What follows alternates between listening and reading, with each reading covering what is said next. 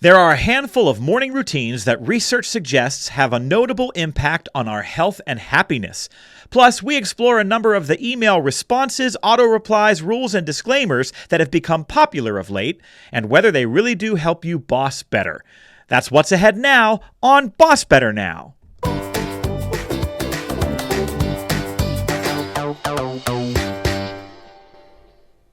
You're listening to Boss Better Now. The show is sponsored by Joe Mull and Associates. Now here's your host, speaker, and author, Joe Mull.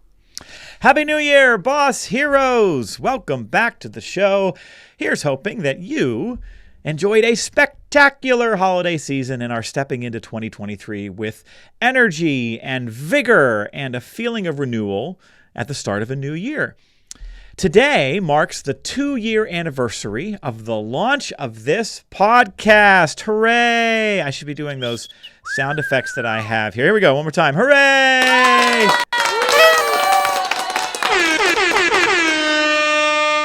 That might have been a bit much, but we're excited. You know, it's hard to believe that I've been doing this here for 2 years and that you've been joining us for nearly that long. Or if you're new to the show, then we're so glad you found us along the way. And here's hoping that you find our show a regular dose of advice, humor, and encouragement, as that's what we aspire to deliver around here.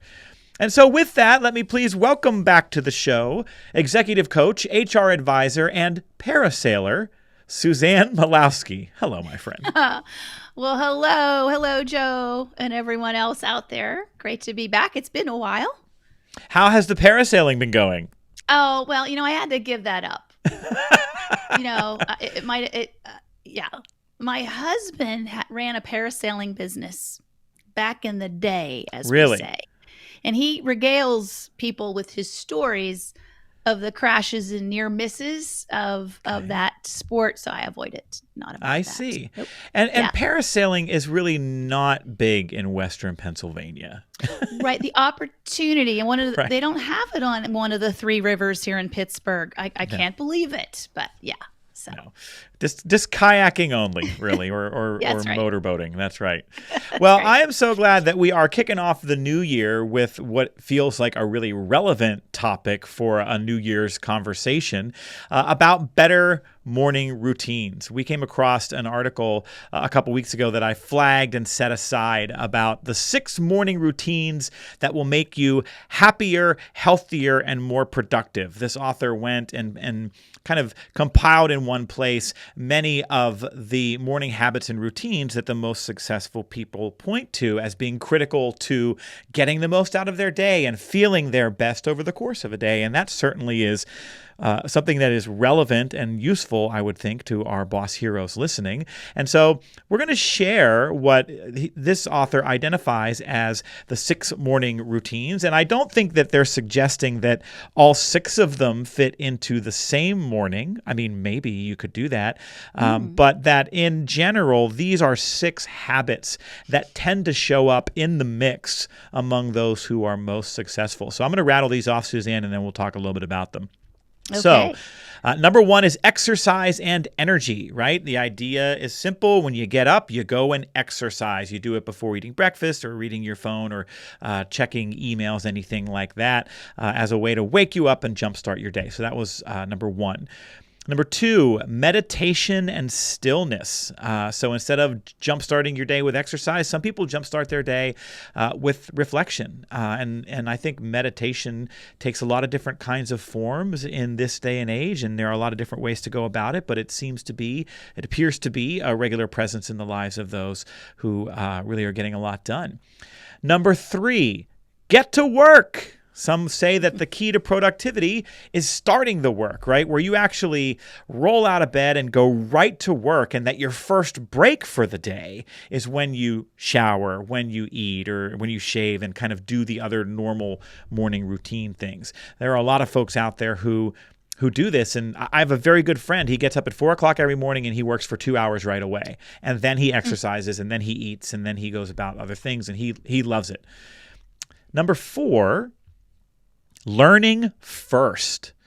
This is setting time aside to engage in reading or personal development, going to a book, taking that time to feed the brain first and foremost. I have another colleague who this is the first hour of her day. It's reading always.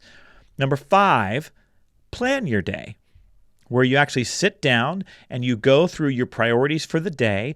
Where are there going to be gaps in your schedule? Where might you expect some complications? What are the must-dos and want-to-dos by the time you're done for the day? And doing this kind of planning first thing in the morning can be a good way to prime your day for success. And then finally, number 6, make your bed. Making your bed, brushing your teeth, showering, shaving, all those things you do in the morning are little tasks that can put you in a good mood and good form for the rest of the day. This was actually a book written by Admiral William McRaven, and he argues that even if you have a miserable day, when you come home to a bed that is made, it gives you encouragement, and that sets you up to believe that tomorrow will be better. So those are the 6, Suzanne: exercise and energy, meditation and stillness, get to work, learning first, plan your day, and make your bed. So where do you want to start, my friend? Is there some aspect of these that is important to you or that you are inspired to try to consider? Yeah, I love that he talked about experimentation. Yeah. Because I was thinking, gosh, I think I've tried all or most of these. I have a couple favorites which I'll share, but there are seasons in our life. Either maybe in the summertime, it makes more sense for you to get up and exercise. That the sun's up, you can get up with the sun and go take a walk or do your routine, whatever that might be. But in the wintertime, maybe it is a little more where you want to read or meditate because going outside doesn't feel so good. I can tell you, number 1, the exercise and energy is not my jam. Okay. As much as I try. My husband get up in the morning. He works out almost every morning. And for a long time, every night, like, if he goes, I go. I'm going to a bed with the intent of getting up in the morning and exercising. Yeah. And it doesn't happen. Uh-huh. I mean, I try, but it makes me half sick. Like, my body's like, no. You're just not ready for that. Nope. I exercise at night. That's when my energy is highest, so maybe it's your body rhythms we have to listen to too. Yeah. I'll skip to number 6. Absolutely. We're bed makers. Last one out has to make the bed. So there's a little bit of a motivation to get up so that somebody else has to make the bed, right? But I love coming home and it's done and it's neat. And you do feel like you've at least accomplished something. And it prevents me from going back to bed, which I think is what I would do if I did the meditation and, that kind of thing. But I'm a planner, and I think I love to get up and have that routine. I love the idea of a routine because it's something you begin to look forward to. It's something you don't have to think about. It becomes rote. So it's my morning coffee, and I'm more of the planner. So I think about what's coming, what's making me nervous, or what am I excited about? What can I commit to? What do I need to decommit to? Like, this isn't the day for that. Let's see if we can shuffle the schedule a little bit so that gets me going, kind of primes the pump. So I think about my morning, not too fast, not too slow. Like, get up, get planful, and start. It's Goldilocks. It's got to be. I like my oatmeal. Right. Yeah, not too hot, not too cold. Awesome. Okay. All right. That gives us a glimpse.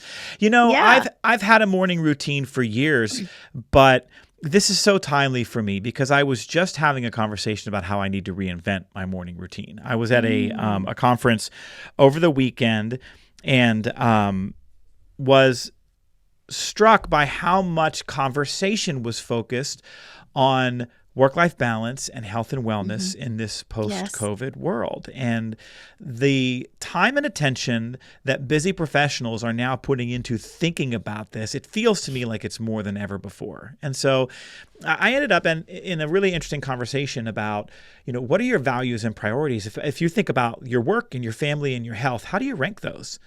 How do you discern what's most important? And, we vote with our feet and with our time. And it kind of made me step back and say, if I'm being honest, mine would go work, family, health. Uh-oh. And that feels out of whack to me. And it Yes. feels out of whack to me because I don't want work to be my number one priority. It feels to me like the right recipe is health, family, work, right? Because everything flows through our health. And, and maybe it's not a ranking of a 1, 2, 3. Maybe it's just that sort of perfect Venn diagram, right? Where all three of those circles are the same size. And when they overlap and in the middle, you get balance. But all of that to say, I feel like I need to reinvent my morning routine. And I've been thinking about the best way to do that because I waffle on the morning exercise. Some mornings I can get up and go exercise, and other mornings it feels like the biggest mountain to climb that there possibly could be. Yes. Right. But here was a big takeaway for me from something that I heard somebody else at this conference say, which was a morning routine can't be an obligation. It needs to be something you look forward to. And it needs to be something that you anchor yourself in. And so for that reason, for most people, it should not be complex. For most people, it shouldn't be 30 minutes of this and then an hour of that and then 45 minutes of this, because it's not always possible to stick to a morning routine if they take up a lot of space like that. And I think that's where I get in my own head about it. Well, I should exercise for this long and I should, meditate for this long. And so what I'm working on right now is how do I pick just a couple of these things and put them into smaller pieces. Meditation doesn't need to be 30 minutes in a dark room going om. It can be just taking 5 minutes to center yourself and to be thoughtful about your intention for the day and to be thoughtful about, and I think about this a lot, just taking time in the morning to think about, how do I want to show up in the world? How do I want to show up as a communicator, as a husband, as a father, as a neighbor, as a business owner, as a professional speaker, as a member of a community? Like, how do I want to show up? What do I want my demeanor to be like and my energy to be like? And what do I want people to experience when they interact with me? We really can do some profound things in the world, I think, if we take a moment to think about those kinds of things in the morning, because they fuel us. Just like exercise and just like planning your day. I love that notion about it's not about what we want to accomplish, it's what we want to feel in the accomplishment, right, of it. So if I think I'm reaching for a sense of calm, well, what do I need to do that? I'm reaching for renewed energy. What I love that idea, Joe. It's not about the things. It's about the feelings or how we're showing up or the energy we're giving out. So I want to hear what you land on. Yeah, it's kind of a work in progress right now. And I'm giving myself permission to do that, almost to pilot a morning routine for a week. And then let's pilot, changes to it. Yeah. And it's funny because I expected to see journaling on this list. Yeah. And it wasn't there. And I guess I would put it in the category of meditation and stillness because it is a form of reflection. But we all know a lot of folks, I think, who are committed to that habit, to that routine, as a way to process what happens the day before, to think about, just like we said, who we want to be and how we want to show up. That kind of a habit we know can be powerful as well. Exactly. The other things are the daily, either it's devotional or daily inspirations. I do have a book by my bed. Sometimes I read it before bed, sometimes when I get up in the morning. And it's called Simple Abundance, and it's really something that has fueled my point of view. So if I need to reset my attitude, adjust, the feelings that I'm having about a certain thing, I go to that, and it gives me, I can just pick the day that it is, and I go to that page, and there's some inspiration or good feels in there that really helps me too. So it's always right there. Yeah, we'll link to that in the transcript. That way, if people want to go check that out, they can I highly recommend it. If I'm being honest, I have to acknowledge, and I'm going to say this out loud because I think it's a reality for so many people who are listening to this, that my ability to define and customize a morning routine that feels perfect for me feels limited by the young kids that live in my house. and the wake up times and the breakfast and the dog needs fed and don't fight and why aren't you wearing your clothes yet and what do you mean you still have homework to finish? All the kinds of stuff that we get caught up into when we have kids in the house. And I know that not everybody has kids, but I'm working around that. And so maybe what it is I can still find a morning routine that's perfect for me. Right. in those circumstances that accounts for that reality, and wanting to be present with them in the morning and wanting to be helpful at getting them ready and out the door as well. And so many of our listeners have the scenarios like that in different ones. Yeah. Maybe they're caring for people. They have the dog to Yes. walk. Maybe they have to get up and do an hour and a half commute. So their morning routine is what they do in It's the car on the way. right? Yeah. Or, not all of them have the luxury that some people might have of being at home, which feels like a luxury. But, it's sometimes for me, it's just getting out of my office. Yeah. I did my routine, but did I take a shower? Oh, I better do that. I'm going to work that in at 10. Yeah. Yeah. Wait, I shouldn't have said that out loud. But anyway, yeah. I mean, hey, if it works for you. That's right. You still have to plan it and be mindful. And is it working for you? And I love what you said. It shouldn't be out of obligation or a burden. It's something that you're doing that feels good, that fills you up, or, gets you set for what's next. Absolutely. Yeah.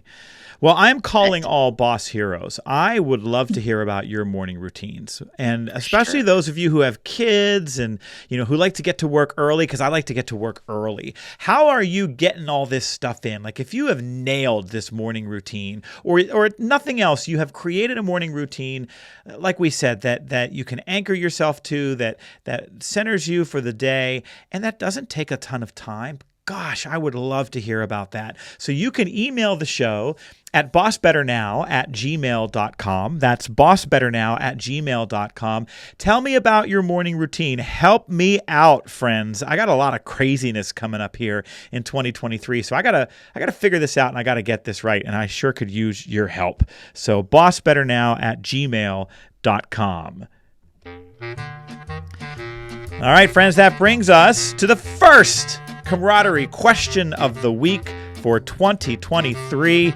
We know that bosses build camaraderie on teams by making it easier for people to find things in common with each other at work. That's why here on the show every week we give you a question you can use at meetings to facilitate connection and build camaraderie. So our question today, Suzanne, what is something new that you would like to learn to do in 2023? Well, what say you? It's such a timely question because it was only a few days ago when I'm thinking, okay, Christmas is behind us. We've got things to accomplish in the new year. What am I going to do this winter? And what I want to learn to do better is creative writing. So I'm looking for a class that gets me out of the house. So I'm thinking community college, go to an evening class and do creative writing. I've written in a lot of different ways for different audiences for different reasons. And I want to sharpen that tool more. I want to be better at writing. So I think I'll go take a creative writing class and see what comes out of that. So I'm super excited. That really resonates with me because I got to do that last year. So in writing Employalty, I really leaned into storytelling with many of the folks that I interviewed for the book. And you've seen the book, and each chapter really starts off with a kind of colorful story. And I had so much fun thinking about what's the scene what's the picture I want to paint? What's the scene? If I'm watching a play and I'm reading the script, what does it look like? And, being able to find creative ways to tell those stories, it activates your brain in a different kind of way than almost any other medium. Yeah. I think it feels like exercise. And I admire the way you write. I mean, you find the right words, and the cadence that you have is easy, right? It's easy to read what you write, and it's also good stuff. And so did you take a class to do that, or is it more you studied it and then applied some things? Find a formula, or what did you do? I have taken a lot of classes in things, and I have done a lot of coaching in things, but I have never taken, outside of, regular secondary education and stuff, school, I've never taken a writing class. So I think, there are some things that some people just have a knack for, and maybe that's something I have a knack for. I enjoy good writing and good storytelling. I think it's a derivative of speaking. Yes. And I think my background in theater has something to do with it. It just kind of all goes in the hopper together, and it results in it that it kind of comes out halfway good, All right, good. Comes out okay. Yeah. Well, I bet you had good I can't think of the words. We're talking about English. Nothing comes out of my mouth. I bet you had really good teachers in grammar school. And, Yeah. it sounds like it feels as though you have a really good foundation for putting structure together in sentences. And I think maybe I bet point you to had a that good education. to my mom and to my grandmother Yeah. was a novelist and a poet, and my mom Yeah. loved reading and kind of instilled that in us. So I've been a voracious reader That helps too. for years, Yep. and so I think that helps too. Absolutely. Good. Yes. Good stuff. Awesome. Yay. How about you? What are you going to learn? Oh, I had a tough time thinking about this. What's something new you would like to learn to do in 2023? And I don't know if this is learn to do or need to do, but I need to slow down. Learn to slow down. I need to learn to slow down in so many aspects of my life. So I'm about to turn 46, and I am very aware that at the end of almost every workday, I come home feeling like I've run a marathon. Not physically tired, but just I go to work and it's go, and Hustle, then hustle, it's like that all day. And then I jump in the truck and I race home in time to make it for a meal or to take a kid to practice or whatever's going on. And I get through the door and it's just like it's just total frenetic energy constantly. And you can only do that for so long before it starts to take a toll on your heart and on your central nervous system and your body. And, this applies to how I walk, how I drive, how I think. I'm just always in a hurry. And so this feels to me like something that I need to get a handle on, that I need to learn how to slow down. Any tips? We want me to look up the community college classes and see if there's something. How to calm the hell How to down teach that. Yeah. for speakers, your authors, and roll. entrepreneurs. So this is tied to this conversation that we just had about morning routines. Yeah. So that's one way that I am making space to get in some of the things that will be better. The second thing I'm going to try to do is even more intentional with time blocking on my calendar and actually blocking time on my calendar for reflection, for transitioning to that come home mindset, building in more time to get to the next thing, right? So I'm not rushing to the airport or rushing to the kids' practice, just to be able to slow down. So I'm working on it. Well, that's great. It reminds me, I had a meeting this morning with some clients and they're transitioning leadership.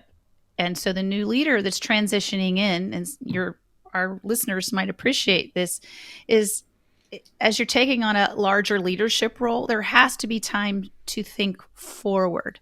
Yes. And you, as a leader of a business, Joe, need the time to think, okay, what's coming around the corner? How am I preparing for next? And there's time and energy that goes into that. But that is a thought, like a reflective kind of activity. But maybe that's something you can build in to sit and think about the future, not to get yourself all frenetic about it, but be planful and mindful about what's coming. So, because we find ourselves reacting to everything all the time, instead of getting ahead of it. And also too, for people who are so fast paced, is to consider the impact it has on others around you. Yeah. Right? What shadow are you leaving for does everybody else now feel like they have to, be driving at overdrive all the time and running to the next meeting because you're creating a shadow for those around you? So that's another reason to really concentrate on that or pay attention or monitor your speed. Yeah. I think too that it's not always frantic because it's funny. Jamie, our producer on the show who works on my team, has often said that how much she appreciates how kind of calm and even keeled I am when things don't go right? Or when people maybe bring us a challenge or a problem that we didn't expect. Yes. But you're right in that sort of being always wound tight and trying to be efficient and get things done quickly does sort of bleed into the other people around you. Yep. Absolutely. Yeah, no, I've seen you in the crisis mode. You're very, very calm. Absolutely. All right. I'm switching into problem solving mode now, and you get it down to matter of fact. So yes, you don't your hair's not on fire. No, no. But I appreciate the conversation, and that's one of those other things where, hey, if anybody listening to this used to be like I am now, and you've kind of moved into a better space with it, well, then fire off your help and your feedback as well at bossbetternow@gmail.com. And that's the camaraderie question of the week. All right, folks, you heard me mention it a short time ago, and if you listened to our last 2 episodes of the podcast, you know that the big news is my new book, Employalty: How to Ignite Commitment and Keep Top Talent in the New Age of Work, is now available for pre-order. It will be released on May 9th, and we're super excited about the simple framework that this book is introducing in the world for what it takes to keep dedicated employees, find people who will become dedicated employees, and then put the kind of scaffolding in place that activates their commitment. And we've done something really cool with this. We've created a book club kit for the book. And so if you pre-order 10 copies or more and you email us proof of purchase, we're going to send you a free book club kit that you can use in your organization. It has a video and a discussion guide and an implementation checklist, some really great resources for you to apply the learning where you work. So just go to any online retailer and you can pre-order the book. And then once you've pre-ordered the book, just shoot us an email at hello@joemull.com with that proof of purchase. Anything will do. We're not being sticklers about this. Just a screenshot of your receipt or anything like that. Show us that you ordered the book, a couple of copies for your team, and we will get you that book club kit. Again, the book is called Employalty, EMPLOYALTY, or just search my name, Joe Mull, pre-order those copies, and email us at hello@joemull.com, and we'll get you a free book club kit. And now, Suzanne, we're going to wrap up the show today by talking a little bit about email boundary setting. So there have been in recent years, at least I've seen, a lot of different kinds of language and disclaimers and tactics that have been used to maybe make email less impactful in our work lives because we know it takes up so much time and energy. And Jamie, our producer, passed along an article to me that I think is really interesting, and I obviously said it to you. The headline of the article says, "Life would be better if we added this line to every email." And I will give you the too long didn't read version, but basically it was written from a busy executive who says that she needs her team to understand that she is too busy to read lengthy emails. And the volume of email that she gets is just too significant to be able to spend significant. I use significant twice in a sentence. It's a good word. Okay. A lot of time reading emails. And so what she does is at the bottom of her emails, her outbound emails, it says, "Please don't write me a novel. I won't read it." And she asks people to instead write in the subject line what this is about. And so the article was advocating for this practice. And I got to tell you, I'm not so sure. So I wanted to see what your thoughts were about this. And I wanted us to talk about some of the other ways that people are boundary setting around email. So what do you think? Would you put "please don't write me a novel" at the bottom of your emails? No, sir, I would not. So what I agree with is boundaries. I love the idea. Yes, every good email etiquette would say, or the good use of email, as we could say it now, is put the subject line so that they can find it, they can search it, they know what to expect, and absolutely tell them what you're going to tell them at the beginning of the email. Here's what I'm looking for. This is just for your information. Review at will. Need your reply.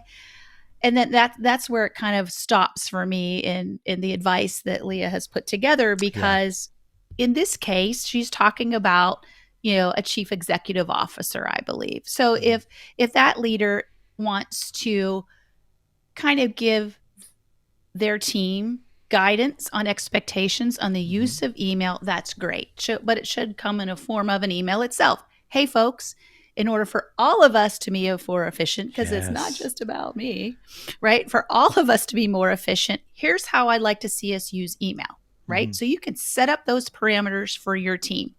If there's something that takes more than 100 words, let's schedule a meeting or attach a document or always do this, always do that. You can absolutely set up those protocols for your team. But to think that you can now manage the rest of the population based on a directive at the end of an email, I find it off-putting, a little bit too blunt, as it says it probably would be. And your audience, anytime you write an email, any communication, we learn this, and communication 101 is know your audience.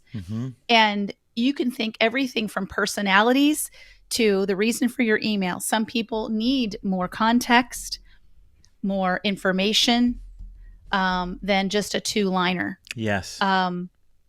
If it's my clients or a vendor, you better believe I'm adding in the niceties. Make sure there's a sense of greeting and politeness. Yes. So showing that I have either empathy or I know them or something personal to keep a connection there. So I get the point, and I think it's okay for the teams, but you've got to look at each situation when you're writing emails. Any communication deserves that consideration. And one more thing with Slack or your instant messaging. Yes. I have clients that use it beautifully, or just getting to know it. So I think companies are all over the spectrum of maturity and experimentation with Slack. But I have had the occasion to coach people even on their Slack language. So too direct and to point. And I think she referenced something about being popular. Well, I don't care what's popular. There's still what's appropriate that needs to be considered. So, I've caught myself being too short in my responses, but I rationalize by thinking, well, they know me. Yes. Oh, they'll understand how to interpret it, but they don't always. So it's worth the time and effort to put your message out there purposefully. We do kind of assign the worst possible tone to the emails that we get, right? We don't necessarily give people the benefit of the doubt. Right. I agree with everything that you've just shared. I would not put this at the bottom of my emails either, though I do sympathize with the busy leader who gets a ton of email. I don't even get the volume of email that some folks out there in the world do, but even the amount that I get, it can really just take over your day, your week, and it can be hard to manage. I think for me, one of my problems with this is that there is something that feels dismissive and almost insulting about referring to their message as a novel. Please don't write me a novel, right? It just feels dismissive in terms of the characterization of their prose in that way. I think that if you want to have some kind of device or note that asks people in a diplomatic way to get to the point, you can do it as long as you're a leader who is earning trust in other ways and building relationships in other ways. If this is someone who is at the top of the ivory tower and never interacts with the little people on the ground, this is just another way that you ostracize people and put distance between yourself as a leader and people. But if you're out there in the field and you're building relationships and you're working to in other ways to help people feel cared about and to make yourself warm and approachable and accessible, then setting some boundaries in this way can be possible. I think there's better language that we can choose. And because you know how much I love giving scripts and specific language on this show, Suzanne, I was thinking about how would I do this? Yeah. Right? What would I say or Joe write? Mull. Yes.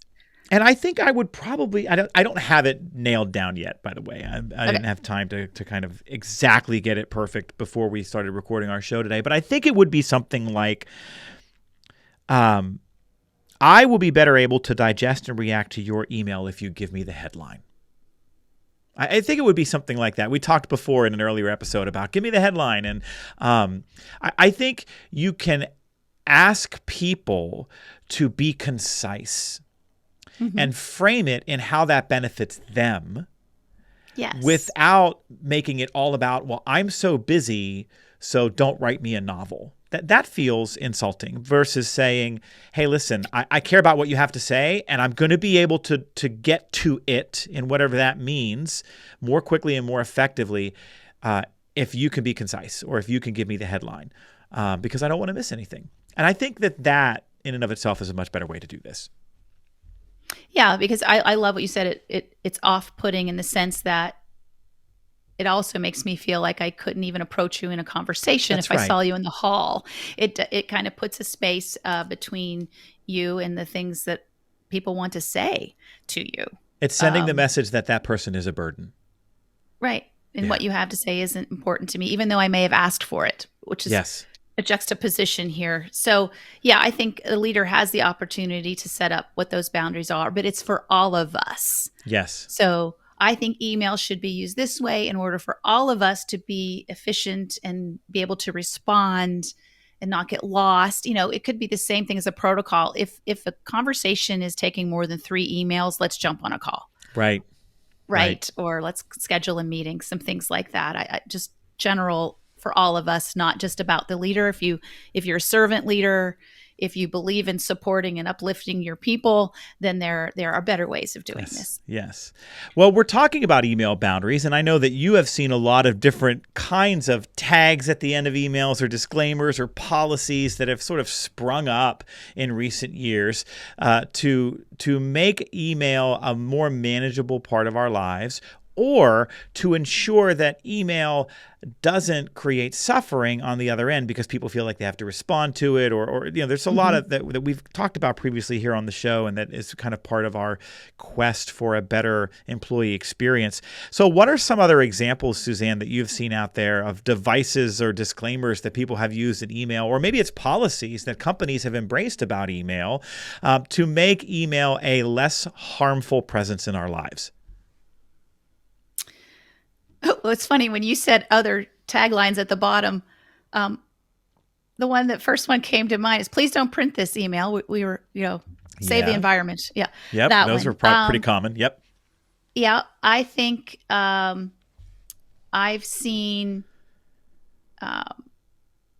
more along the lines of I can't think of anything the specific, but along the lines of how we use different communication channels. Okay. So I have one client. The only time I ever get an email as an employee gets an email there is because a new policy came out or something to sign. Slack is everything. Yeah. So where you can have more of a conversation and a dialogue. But the big thing for me has been if it takes over 3 emails, call a meeting. Mm-hmm. If this is something you want me to read and review, send it as attachment, not content in an email.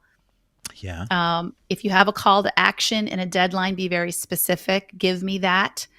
Because some of us hesitate to ask people to do something by a date, but we probably have a date in our mind. So put it out there. That way people know how to prioritize it. Would this be possible by? Yes. Yep. And review. Know who you're sending it to. Some people really like bullet lists. Yeah. Conciseness. Make sure it's clear. It takes genius to make things as short as possible. And it does. It's an art form, isn't it? Yeah. Yeah.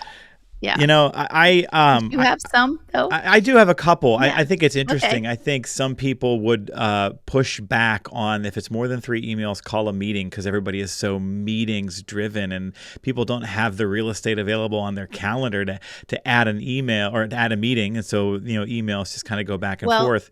Okay. The alternative is pick up the phone. Right. That's where I was going. Yeah. Yeah. Yes. So, I have seen people who have said, hey, if anything in this is gray or you want to have a conversation, I'm available today between this time and this time. Call me. And here's my number. I've seen some of those kinds of things where people even will time block in their day where they just keep an open hour or something to be available to respond to phone calls, to cut down on things like that. I have seen a lot of other kinds of email boundary setting. I have seen companies who have, in an effort to help employees genuinely get away when they're out of the office on vacation, say your emails that come into your inbox while you are away will be deleted. And they give them an out-of-office autoresponder that says, I am away. I'm on vacation during this time. If you need assistance, please call this person who is in coverage for me when I am gone. Any emails received between date and date will not be processed or responded to. If you need assistance after I return, feel free to reach out. Right? But imagine that. Right? Now, some people are shaking right now after hearing that. I think I'm getting some hives. Yeah. Yes. Delete them. Yeah. Definitely out of office protocol. Yes. I mean, absolutely enforce the protocol and do have someone that can, give the alternative email, give the alternative phone number. Yeah. Try to help people have as clean, short of an inbox list as possible when they come back. I love that idea. Yep. I don't know about deleting them, but okay. Yeah, that's a little stressful, Yeah. right? And I've seen tags at the bottom of emails that acknowledge that people's work times and work patterns are different, right? Where they say, if you receive this email at a time when you are not working, I do not expect you to reply. And I'm not really sharing that in an elegant way, but I've seen examples of that where people basically say, "Hey, I get the disclaimer." Yeah, work times that work for me are not the same that work for you. So hey, no pressure. And I think those things can be valuable, especially if they're coming from a direct supervisor, and that direct supervisor has communicated to their personnel that they don't expect people to drop everything and reply. Right. Now that said, we do also know that even if you say those things, if I'm working for somebody who is a go-getter, hard charger boss who works a ton of hours and they're firing off emails in the evening or at a time when I'm not working, I may not be wired to keep that boundary in place, even if my boss asks me to. That may be a button for me, and I may feel like I just want to respond. It's no big deal. I'm sitting here on the couch. I'm just going to go ahead and respond. Yeah, they're online. Yep. They'll read it. They'll see that. For the leaders out there, I would say send it in the work hours. Write it whenever you want. Schedule it to send first thing Monday morning. It is. That's the other thing I was going to mention is schedule send. Like if you use any major email client often has a little drop down arrow next to the send button where you can choose to schedule. And I've started doing this because I have team members and I will send emails out in the evening if I'm catching up on something and I've not wanted them to land. I had a staff member who took a day off recently and I know that these emails are going to show up on her phone and I did not want that to happen on her day off. Yep. So I scheduled them all to go out at 4:00 at the end of that day. I think that's really a kind gesture. I do that for clients too. That for clients too. And wait a minute, Joe, this ties back into our first topic. Okay. So you could have an evening routine where you write emails and schedule them for the morning. And when you get up in the morning, you'll already have something accomplished. There it is. Those emails went out and you're like, look at what I did already. So your emails are going out while you're meditating or practicing your new skill, whatever that's going to be. And that was the other thing that was in that. I remember. Go ahead. I was going to say, I remember the first time I scheduled an email because I was Sunday and I'm like, oh my gosh, I thought of something really cool. And I wrote emails. I got up in the morning, had my coffee, and I'm like, I just sent 3 emails already today. Look at me roll. And I hadn't done anything. It's already, I had a sense of accomplishment. That's great. That's great. And it's interesting that actually, what you mentioned about an evening routine was one of the other ideas put forth in that article we talked about in the first segment, where it said, once you get a good morning routine, maybe consider an evening routine that helps you unwind, that helps you come down from a busy day. And certainly there are lots of the things that we talked about in that morning routine conversation that could apply about meditation and stillness and planning for the next day and whatnot. Because we can't forget, we must all strive for 7 to 8 hours of sleep. Yes. You can't sacrifice the sleep for the morning and evening routines to get done. So it's important too. Well, we have run the gamut today. We talked about morning routines. We talked about evening. We talked about emails in between. We talked about slowing down and writing better. And now we're throwing a little tag on here at the end about getting good sleep. I mean, we are really coming at you, Boss Heroes, to help you have the healthiest, most successful, most productive, most balanced 2023 that you possibly can have. So we hope you enjoyed this first episode of the new year. If you enjoyed this show, we would love it if you would subscribe on whatever platform you are listening, whether it's YouTube, Apple Podcasts, Spotify, iHeartRadio, Amazon, wherever you're listening to us. Just take a moment right now to hit that subscribe button, and each week when our new episode is released, you'll get that little red notification dot that says, hey, a new episode is now available, and you won't miss a thing here on Boss Better Now. So thanks for listening, and we will see you next week.